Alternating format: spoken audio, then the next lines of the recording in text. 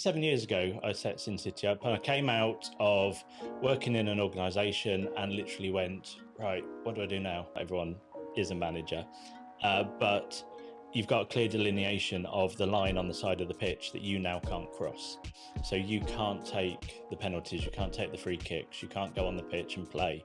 But what you can do is set the structure, set the tactics, set the culture, the communication, the strategy, all of that. That's now your role. We need to be successful. We need to be the best at what we do. But actually, your 1 year plan as you're growing might just be, we just need to get through the next 12 months.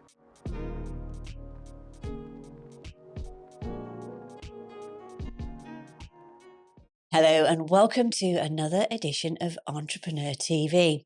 Now then, how is your business with leadership? Do you have a good, strong structure, or is it all, well, gone to pot? Today's guest is Richard from Syn City, and he is a leadership coach. And I think some of the things that he's going to reveal today is going to be truly informative for you. Richard, hello. Nice that you've come all this way to see us today.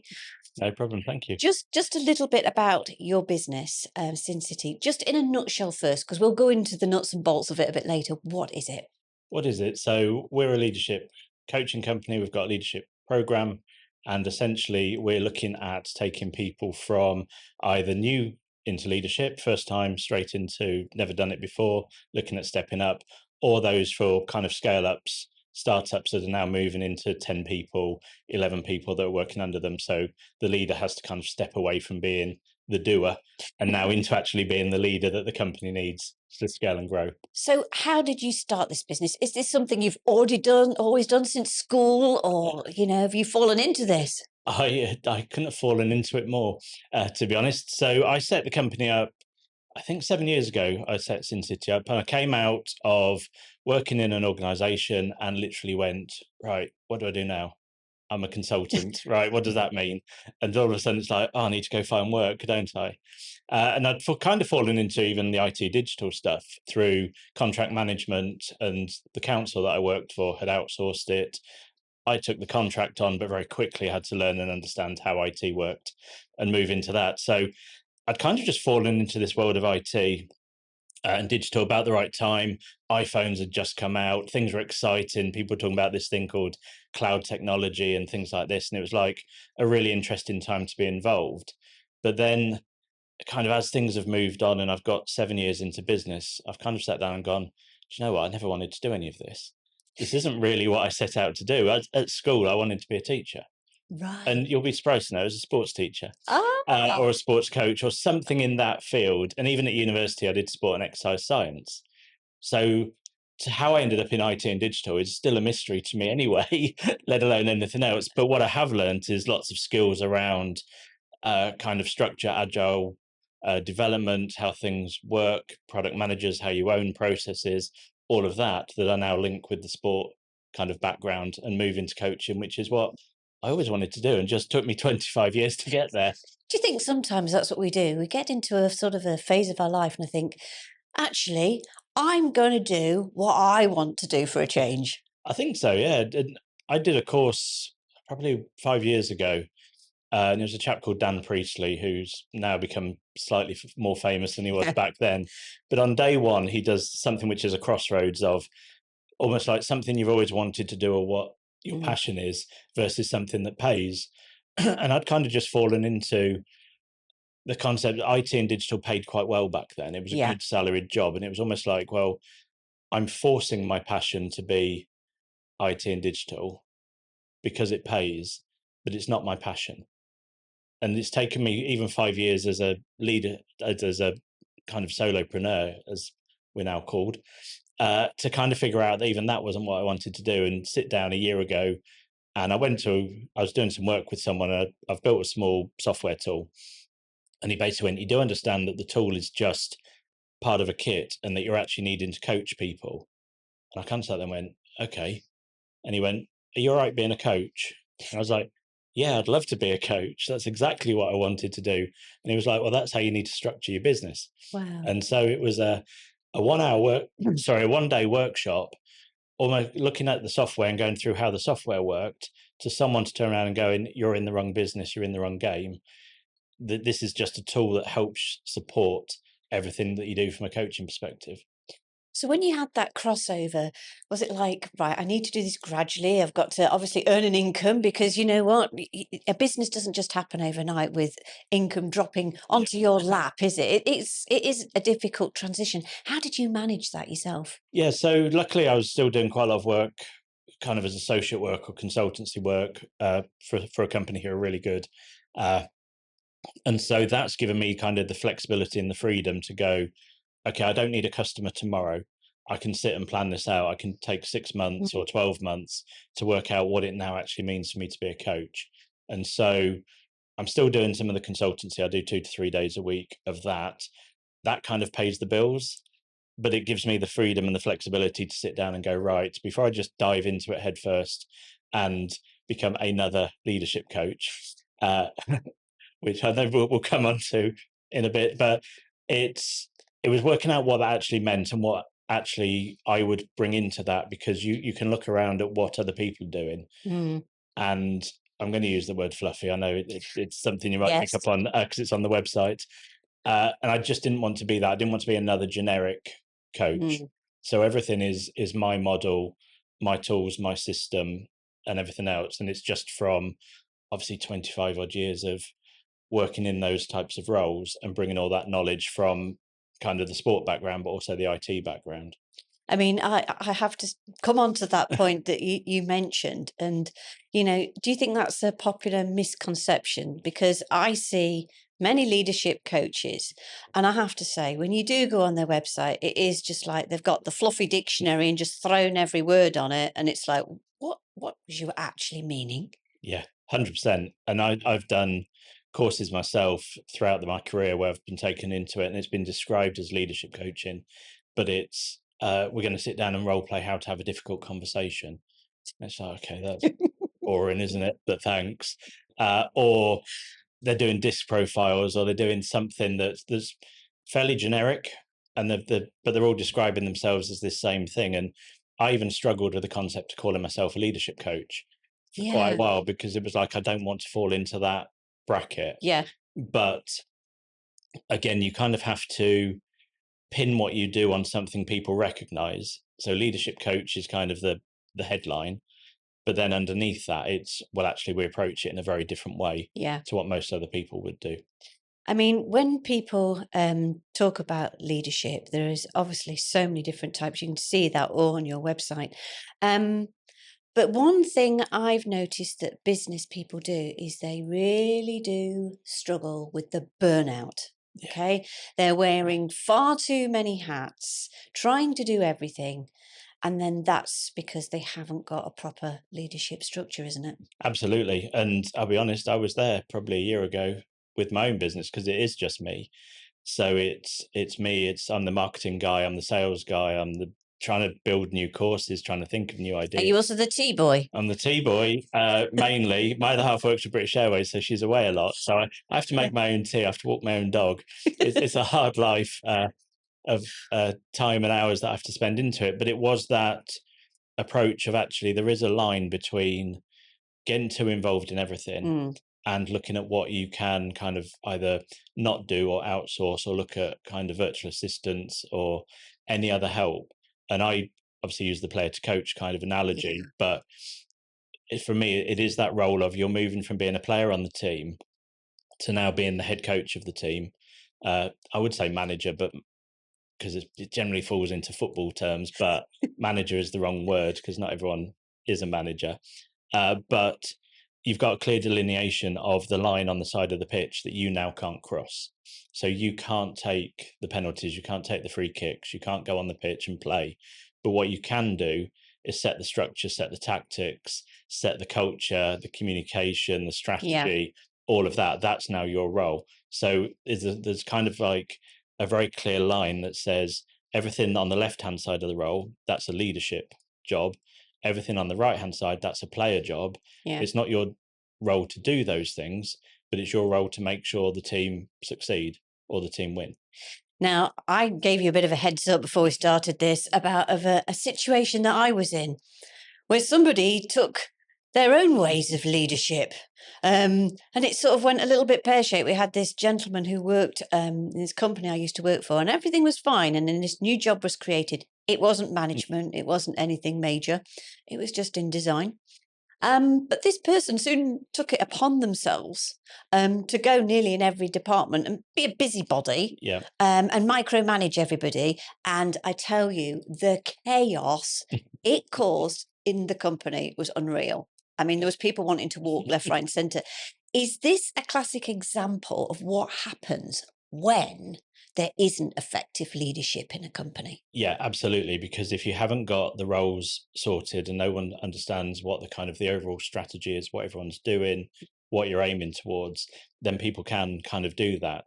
And again, if you're liking it to sport, and we're in the UK, so I'll come back to football, but I do use NFL and F1 as well as really good examples. But you wouldn't kind of have a player come into a new team and start disrupting it like that. The manager would stamp that out immediately.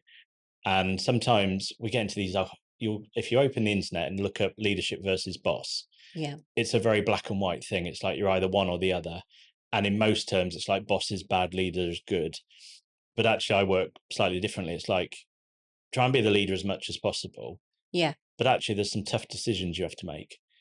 And if you get anything in football, who are you going to pick? Who are you going to drop?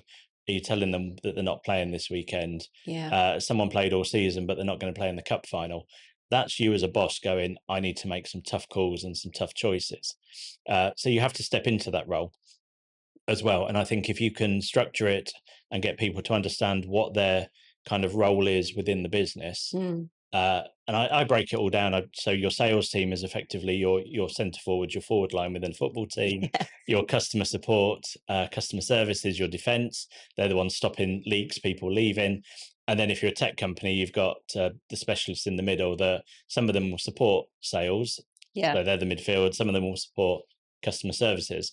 But each one, although you're in a team and you're all kind of aiming for the win, each element of that has got their own role within it. Mm. So the defence's job is obviously to stop goals.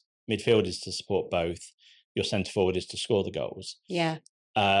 And I think if you can start to think about how your business runs as a team, you can put people in those roles and go, okay, you've got a specific role within our team, Yeah. which is X, but the goal of the team overall Yeah. is to deliver this, and you're part of that. And I don't Interesting. think enough people share kind of the outcome or the aim that they want No. to get to for people to be aligned to it. And that's where you get these rogue people trying to do everything all over the place and jumping in because they're probably not seeing that vision or that No. structure. And then they think, I'll take it upon myself to implement this because it's the only way I can see it working. And if no one's saying no, keep pushing. Exactly. And is this the thing then where, like, just say you have a company involved, you sort of real good leadership and strategy and everything out for them? Is it like a case then that you go back to them after a while? Because, I mean, things can start to alter, can't they? And Yeah. also, different people come into a company, and also goals change. Yeah, absolutely. And one of the key things in the course is we look at a 1-year model and we look at a 5-year model. And we get to the 1 year first. And again, if you think in sport, you think in seasons, not Yeah. every season is about winning the title. So I'm not going to ruin an answer because I know what the quickfire answer is, but there's a team I support who their job might be can we just stay in the Premier League this season? We're not trying to go all the way to the top. It's 17th or nothing. Oh. Sort of thing. Do you know what I mean? So Yeah. it's almost like in companies and in business when we talk, it's like we need to be successful. We need to be the best at what we do. But actually, your 1-year plan as you're growing might just be, we just need to get through the next 12 months of growth. Yep. And that's all our ambition is. Our 5-year plan, now that might be longer and we want some growth and we want to build on what happens in year 1. But ultimately, let's make sure everyone's aligned and understands that year 1 is kind of a little bit belt and braces. Yeah. So if you're Man City, brilliant, go for the title. But if you're not, you're at the kind of towards the bottom or in the middle. It's either consolidate or Yeah. just try and Make the stay best where of you what are. you Yeah. can. And you get it in F1 where you've kind of got the top teams who are in one competition and then you've got the bottom teams who are almost in their own separate Yes. competition. They're not coming into a season going, we're going to win the world championship. They're going, we want to be the best of the rest. Yeah. And I think if you can get those messages across as well, Yeah. It just helps with the positioning. And that's the thing, isn't it? Because, I mean, I suppose a lot of companies had to have this theory as well during the pandemic because they didn't actually know what was going to happen, but they need to think, right, this is the short term goal, and we've got a long term goal as well. Yeah, absolutely. That was almost like a we just need to survive, wasn't it? It was Yeah. let's just get through. We don't know. No one's got any idea how long this is going to be, how long it's going to take. And you saw hundreds of companies pivot and cafes and shops suddenly go online and doing deliveries and everything like that. But yeah, I think if you can break things down so they're easy and kind of simple to Mm, understand, and it might not even be that you do the full year. It might be, okay, we just need to do 3 months. And then at the end of 3 months, we sit and we look back on it. yeah. And again, I bring it from kind of the IT and digital world. When we're building new products, we're constantly what we call show and tells. You show it to the customers, you take them through it, but they can give you almost instant feedback, and then you take that and you start again Yeah. and you rebuild it. It's almost like companies don't necessarily get into a cycle of doing retrospectives and seeing what's worked, what hasn't. So if you can take that, even that season long plan, and break it down into smaller chunks, Yeah. at the end of each month, you're going, right, where are we? What we're doing? What do we need to do? And actually, we can look at what decisions we've made or what ideas we've had and whether or not we take them into the next kind of period. Because, I mean, ultimately, you're playing sports, you come up against difficult opposition, You do. you've got to change what you're doing. You change your game, you change your play. Now, talking about difficult opposition, I mean, it is hard, as you say, a solopreneur, and being any part of business is hard. Whether you've got a big team, small team, no Yeah. team. So, how do you get yourself motivated in the morning? How do you get up out of that bed and get going? Badly. I am, everyone I work with will tell you I'm the world's worst person in the mornings.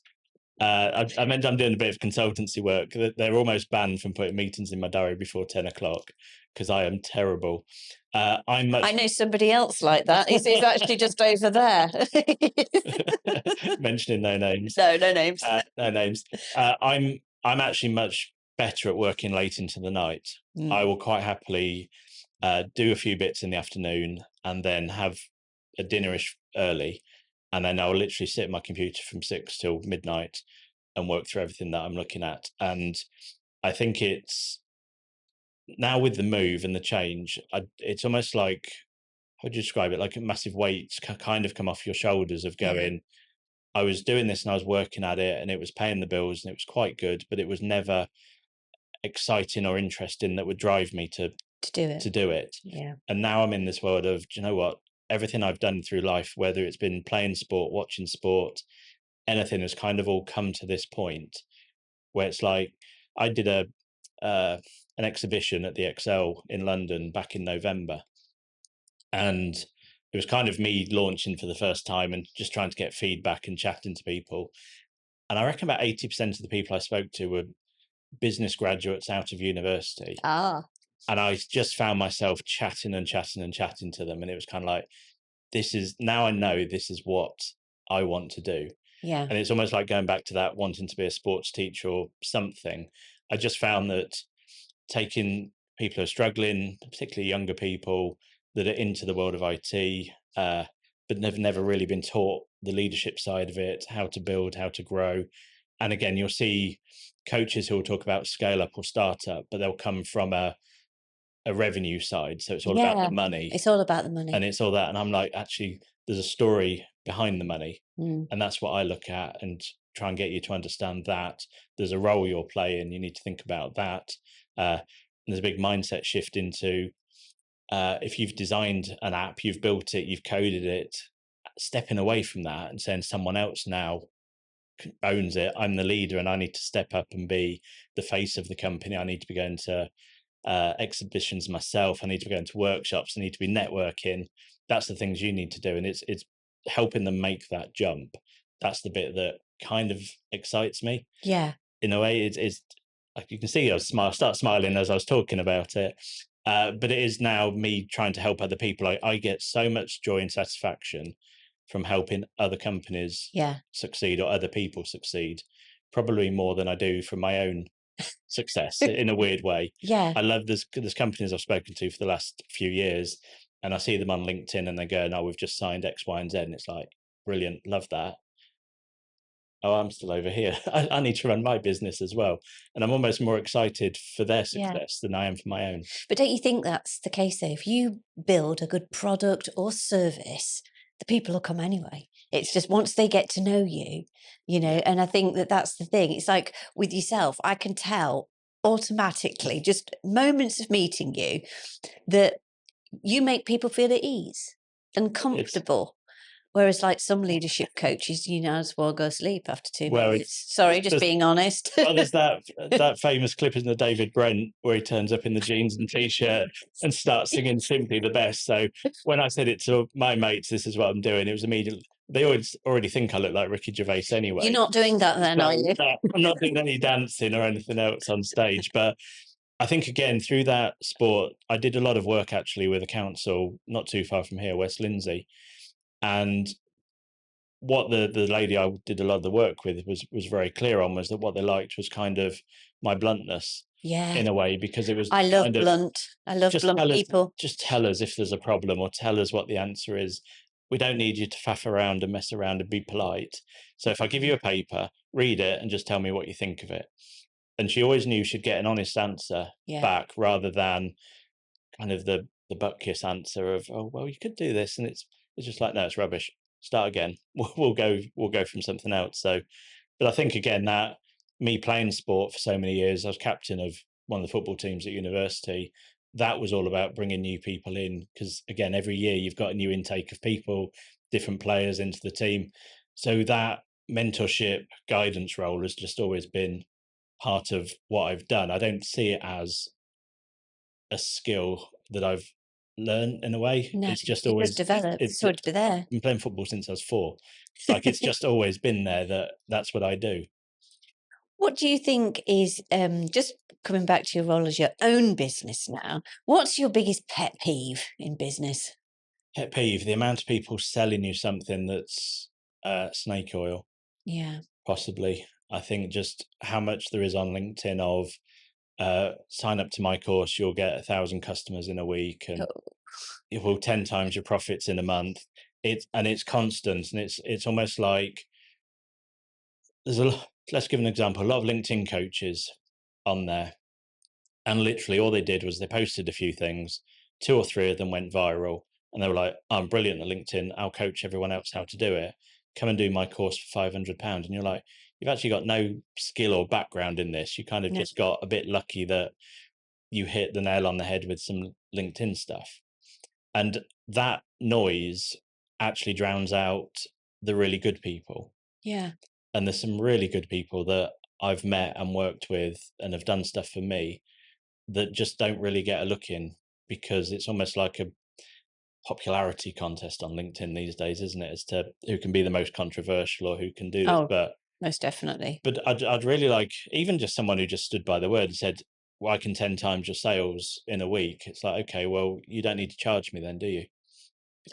Come in, prove to me you can 10 times my sales, and if 10 sales come in, I'll give you a commission on any of those. Like, "Oh no, my course is £5,000," and you're like, okay, so you can't do what you've just said you can do. Yeah. It's not based on anything, and that sometimes you just want help. And when you're on your own, 2 years ago, I probably had my worst financial year. I think a lot of people had a really bad I year think 2 years ago. And it's quite depressing when you've got no one to kind of go to or talk to. And all my friends have all just got jobs in big companies and stuff like that. So there wasn't the help out there that I thought there would be. It was all just, I'm not going to say con men because that's quite strong, but that's how I feel yeah. having spoken to a lot of them. Obviously, there's a lot in business, like you said, you're having to wear a lot of hats. Do you think being in business yourself has changed you as an individual? Change me. I think so. I think the resiliency of even running a bit. I mean, there's that stat in the most businesses don't get to 2 years or Yeah. 3 years or something. I'm year 7 and still going. I Yay. know I know I'm doing a big pivot and I'm moving from one I was to another, but even just that is an achievement in itself. And you probably don't sit down and celebrate. It's just I've done another year. Uh, but even everything I do is, I mean, probably reading. I've Yeah. never read so many books since I've run my own business. I read all of them and I read them constantly. Uh, Again, some are brilliant, some are really useful. Find them, I keep going back to them time and time again. Others you flick through and go, okay, Fluffy. fluffy. We'll put that one on the charity pile and someone can go and buy it from the, It's gonna have the floor. yeah, someone else can go and look at that bit. But yeah, I read a lot. I think the resiliency and then just the all-round skills that you have to have, you can't just go, I do this, I'm a coach and that's it. I'm a coach who does accountancy, who does maths, who does marketing, who's built his own website, designed his own website. All right, there's a bit of AI in there these days to help you along. I've run 2 of my own podcasts. There's all these kind of things that I didn't think I would ever do. Yeah. And even I've written a book as well. Should have mentioned that. You mention it now, Richard. Come on. I've written a book. What's it called? It's called Be the Five. And it's about, again, it's based on digital and digital transformation, but it's 5 steps that non-technical leaders can go through to help them understand what they need to do and how they need to achieve it. But funny enough, the 5 elements of it, they're all a D. So I call them the 5 Ds. Yeah. The 5 Ds are part of the structure element of the leadership course, because it's around what you do and how you do it, and also the data that you capture relating to those. So they are discuss, discover, decide, design, and deliver. And I talk about them as verbs that you do. So you can go through your month or your cycle, Yeah. you do those 5 things. But if you capture all that data as well, this is where it comes to that story behind the numbers. So when you're looking at your quarter results and you're going, brilliant, we've doubled our income this month, you've then got this kind of journal or story of everything you've done, every decision you've had, every conversation that's related to the strategy. And you can pull all that information out, review it. You could throw it into AI and go, tell us where we can improve, tell us what decisions were good, which ones were bad, and what we should do next period, next quarter. So it's about putting some structure into it. Do you think that's what some businesses sort of fail to do? They're so busy, like running the business, right, that they actually don't look at the data enough as to what's actually going on underneath. They're just, because it's frantic now, you know, everything's fast, everything's moving at fast pace. They've got to work faster. Maybe they're having to cut back on employees because of various costs and things. So they're having to do more. Do you think they can be a bit blinkered sometimes? I think it's one of the biggest issues there is in business.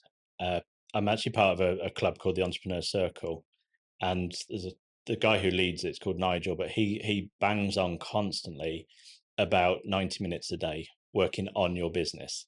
And he's always on this, and he's like, everybody, even if you have to get in at 7, you sit from 7 to half 8 and you're just doing stuff on your business. And it could be marketing campaigns, sending stuff out, but it might be reading a book, or it might be doing a course where you're learning stuff.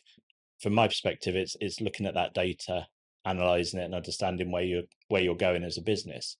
But it is about separating yourself, and again, going into that player to coach kind of piece.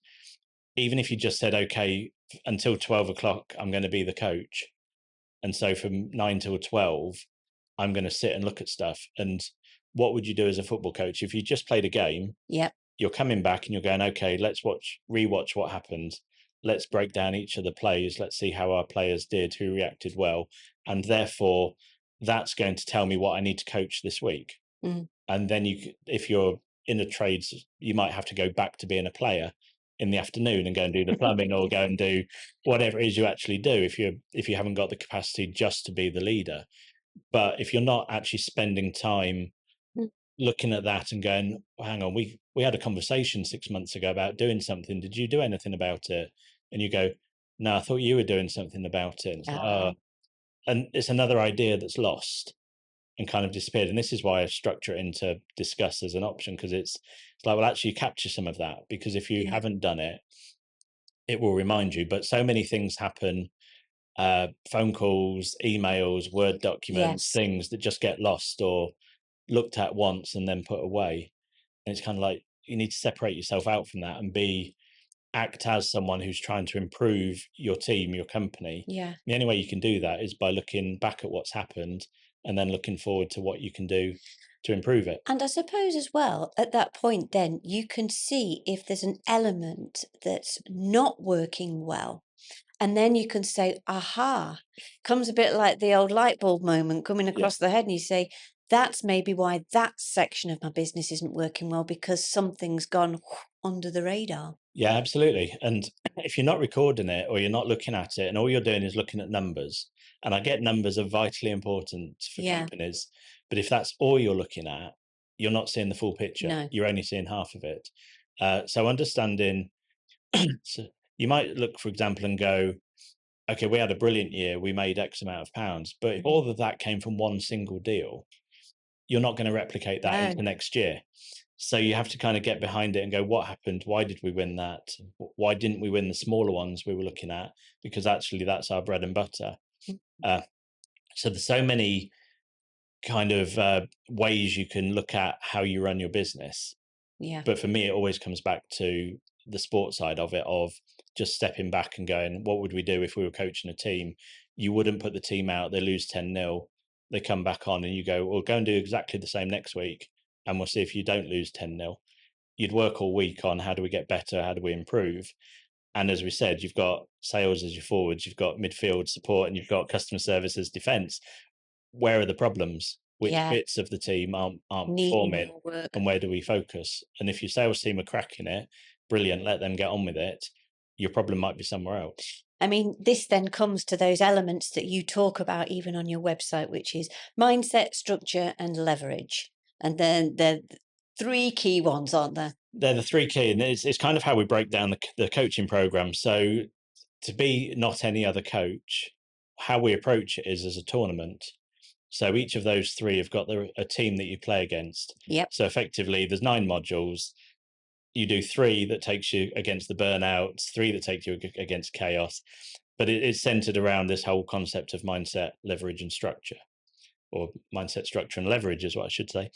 So mindset is that shift from how do you move from being a player to being the coach? What does that actually mean? What tasks should you be doing? What work should you be doing? What should you be delegating?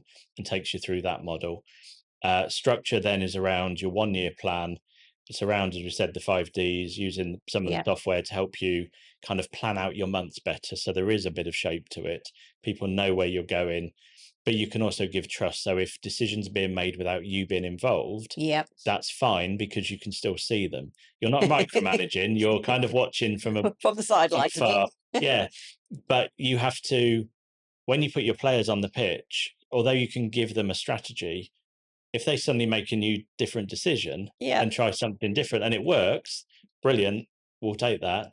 If they do something it doesn't work, again, you've recorded it to say, okay, at that point you made a decision to do something.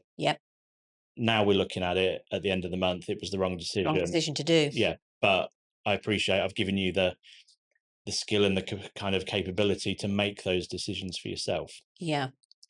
So that comes into that the structure side of it, and then we move into leverages. Kind of how do you take the mindset and the structure and then grow from it? So that kind of moves you into the 5-year plan, but also, as we talked about, the retrospective. So you're constantly looking at that data, you're looking at the story behind the numbers, making sure the two are aligned and going, okay, what do we need to work on? Where do we need to improve, or where do we need to go and buy new players from? What can we bring into the team to support? And how much is that going to cost? And how much is that going to cost us? Absolutely. Well, I tell you, it's absolutely fascinating. I could talk to you for hours on this, because I think that businesses are so good at just functioning and not realizing what goes on underneath and what can go underneath, and also really what the possibilities are. I mean, it's mind-blowing. But now we're coming to my favorite part, Richard, the quick-fire questions. I know.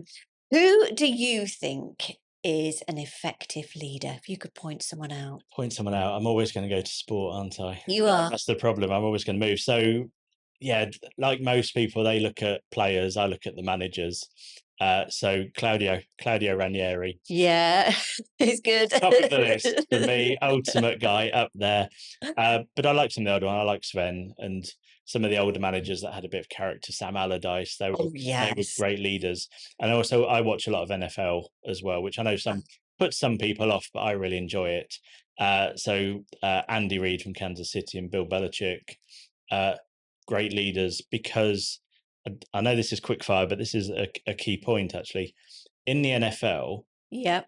not many of the coaches, I think there's only about 4 of the current coaches have actually played top level American football. Really? Yeah, they all kind of come through either from university or they come through from kind of like a maths or analytical background. Oh, So in football, it's very much you play football, yeah. then you And then make you the go to move in. manager. Yeah. In the NFL, they've recognized that coaching and leadership is a completely separate skill set to Gosh. being a player. So there's very few players who finish and then go and kind of take on head coaching roles. Interesting. So there's a whole different approach to it. And if you apply that to business, what do? We do football. You work your way up, Yeah. and then you jump across to manager. Whereas actually, what we could look at is actually we've got a team of developers, we've got a sales team. They're brilliant at what they do. They're the players, but they lack that leadership. Wow. But I don't need the best developer or the best salesman to be the leader. I need the best leader to be the leader. Yeah. Exactly. Okay, who is your favourite football team? You can now say it. And now say it finally, Leicester City. Oh yes. Well, Yes. mine's Hence why Claudio Ranieri is. yeah. I'm afraid I'm Manchester United, and when you talked about languishing in the middle, my heart broke. No, I was trying to be subtle because I couldn't say we've just been relegated. So our ambition is obviously to get back up there. But yeah, We weren't far behind you. No, it was close. But I've had my dream years in 2015, 16, so I'm done with football. You're done with that for a while. Is there any sport you haven't tried but you would love to have a go at? Yeah, I've not really done a huge amount of kind of water sport around kind of windsurfing. I've done some sailing, but I lived in Brighton for a few years, and any day that was windy, you'd see all the kite surfers out there, and it's kind of like I'd quite like to give that a go. That would be cool. I've been kind of in the football, the hockey, rugby, golf. I used to play squash, tennis. I've done all of those, but never really got out on the water. Odd bit of sailing as a kid when you go on these camps. Not dinghies. And you're forced into it. But yeah, when you watch these guys kite surfing and they're 30 meters in the air, I'd love to. I mean, it is amazing. We go to Greece and it's like they're just like flying about the air. And I think, hang on a minute, wasn't you on the water 5 seconds ago? Yeah, it's incredible. So I'd probably not be very good and crash and burn a few times, but I think everybody has when they start. That's the thing, isn't that's it? the problem, is that I want to be the expert almost like from day one. I don't want to go through that period of having to learn how to do it. I just want someone to go, this is how you do it, go and do it. Now, finally, do you have a favourite motto or saying? Favourite motto? I think the one I've always had, there's an athlete called Steve Prefontaine who kind of back in the 80s, I think, maybe even before that, but sadly died in a car crash. But he always used to say, to give anything less than your best is to sacrifice the gift. And that's kind of the one I take forward. So whatever I do, even if I'm not enjoying it, and my other half will say you're a liar because of the housework, but if I'm doing something, I will do it to the best of my ability. Yeah. And I'm quite laid back and can come across as casual. And I get that. And my mum says if I'm any more horizontal, I'd be lying down half the time because things don't really fluster or bother me. But it doesn't mean that I don't do as best a job as I can do. Yeah. And I always just think if you're going to do something, do it properly first time and get on with it. Yeah. I think that's me being an old Gen X. I think that that was like drummed into us. It was, wasn't it? It was just like, if you do it once and it's poor, all you're going to do is do it again. You got pulled by the ear to do it again. Yeah, absolutely. Until you did do it right. Do you know what? It's been an absolute pleasure, Richard. And if you are a business out there, maybe you are a solopreneur or an entrepreneur, or you have a big company and you need some help. You know that the structure of your company is very flippy floppy. It could be better. And you're looking at putting that leadership in place. You want to get those good goals in place. You want to look at a 1 year to 5 year plan and even further beyond. You know now who you are to contact. It's Richard here at Syn City, and we're going to put all the details down in the bio below. And if you would like to come on a podcast with me here, Just again, look down below in that description. I'm not that scary, am I, Richard? You're not at all, no. Only on Mondays do I bite. Luckily, it's not. You're safe. Yeah. Anyway, thank you so much for coming in. I think there could be a part 2 in the future because I just feel we could scratch the surface on this, and I have no doubt that there will be a part 2 coming. We'll have you back. Good. It's been an absolute pleasure. Thank you for Thank having you me. so much, Richard. Thank you.